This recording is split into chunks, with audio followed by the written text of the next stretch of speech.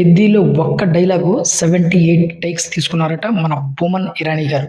ఏంటి ఒక్క dialogue 78 టేక్సా? Yes. Peddi దర్శకుడు బుచ్చిబాబుపై బాలీవుడ్ ప్రముఖ నటుడు బొమన్ ఇరానీ ప్రశంసలు కురిపించారు. డైరెక్టర్ చిన్నోడవచ్చు, కానీ ఆయన విజన్ చాలా పెద్దది. అనుకున్న అవుట్‌పుట్ వచ్చేంత వరకు కష్టపడుతూనే ఉంటారంటూ ఓ డైలాగ్ కోసం ఏకంగా నన్ను 78 టేక్స్ తీసుకున్న విషయాన్ని ఆయన గుర్తు చేసుకున్నారు. ఇంతకీ ఆ డైలాగ్ ఏంటి అనే కదా?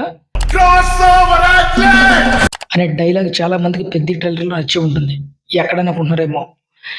ట్రైలర్‌లో రవికిషన్ గారు ఎవడాడు అంటూ చాలా ఆవేశంతో ఊగిపోతూ ఉంటారు. దానికి బదులుగా వచ్చేటువంటి ఒక డైలాగే అది కూడా బొమ్మన ఇరానీ గారు చాలా ఉద్వేగభరితంగా చెప్పినటువంటి తీరు ట్రైలర్‌కే హైలైట్ అని చెప్పొచ్చు.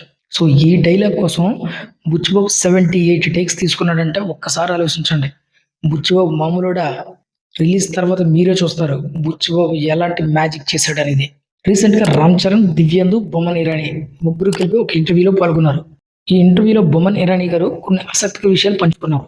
అందులో ఒకటే ఈ క్రాస్ ఓవర్ అథ్లెట్ అనేటువంటి డైలాగ్ గురించి ఆయన చెప్పడం విశేషం.